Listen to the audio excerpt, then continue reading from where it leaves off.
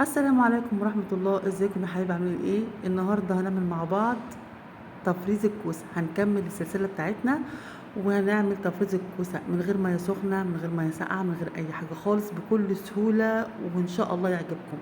قبل ما نبدأ الفيديو ونقول الطريقة هنصلي على سيدنا الحبيب، اللهم صل وسلم وبارك على سيدنا محمد وعلى آله وصحبه أجمعين. يلا بينا نشوف الطريقة، يلا بينا. بسم الله. هنجيب الكوسة ونغسلها كويس جدا عشان أي أتربة أي طينة أي حاجة فيها تنزل في المية الجارية زي ما انتوا شايفين. نغسل حباية حباية، ننقي الكوساية الخضراء الجميلة الطازة علشان تقعد معانا أكتر وقت في التلاجة. بعد كده الخطوة التانية هنجففها هننشفها خالص من المية بفوطة نظيفة علشان ما يبقاش فيها ولا أي نقطة مية موجودة عشان تقعد معانا فترة أطول.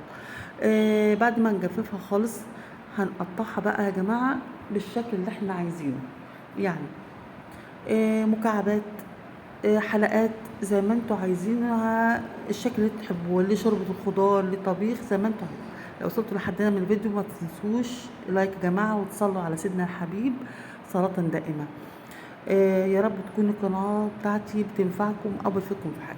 المرحلة التانية هنحطها في الأكياس زي ما انتوا شايفين بالشكل اللي انتوا عايزينه، ممكن بس نكون نحط الحلقات في كيس والمكعبات في كيس عشان يبقى سهل معاكم. وطبعا هنخرج أي كمية هواء من الأكياس عشان تقعد معانا أكبر كمية في الفريزر وأكتر وقت قصدي في الفريزر. سهلة جدا تفريز الكوسة، ما بياخدش أي مجهود على فكرة خالص، وهي من أكتر الخضروات الرائعة. نخش بقى ايه على نكتب التاريخ الصلاحية قبل ما نحطها في الفريزر ونرصها بشكل مهندم وشكل شيك زي ما انتوا شايفين، ونكتب في التيكت صغير كده بتاريخ الصلاحية عشان تعرفي إيه المدة بتاعتها. عايزين بقى كوسة للحشو، تمام. هنجيب الكوسة برضو نغسلها زي ما انتوا شايفين وننقي الكوسية السرحة الحلوة الخضرة كده اللي هي سلسة وطويلة. وبعد كده زي ما انتوا شايفين ننزل منها اي اتربه وننزل منها اي حاجه ونجففها. بعد كده جففيها بشكل كويس بفوطه نظيفه نفس الطريقه الاولانيه بالظبط. وصلى على سيدنا الحبيب، اللهم صل وسلم وبارك عليك يا حبيبي يا رسول الله. يا رب تكون قناتي بتنفعكم يا جماعه. المرحله الثانيه طبعا هنقور الكوسه زي ما انتوا شايفين، بنبدأها من تحت مش من الحتة اللي فوق، لا يعني اللي تحت خالص من قاع الكوسة بنقورها زي ما انتوا شايفين عشان بتبقى بتعيش اكتر وشكلها زي ما انتوا شايفين كده.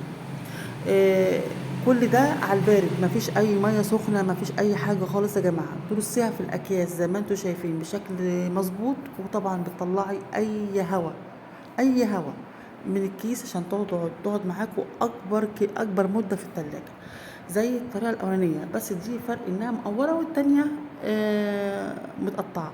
وهنكتب طبعا انها ديت كوسه للحشو عشان تعرفي وما تتلخبطيش. كمان باضافه انك تكتبي عليها تاريخ الصلاحيه وتخرجي من اكياس اي هوا فيها عشان تقعد مده طويله. طبعا كيس تفريز في دي اكياس تفريز، واي كيس تستخدميه عادي، ما فيش ادنى مشكله خالص. اي كيس عندك تستخدميه، الموجود عندك استخدميه.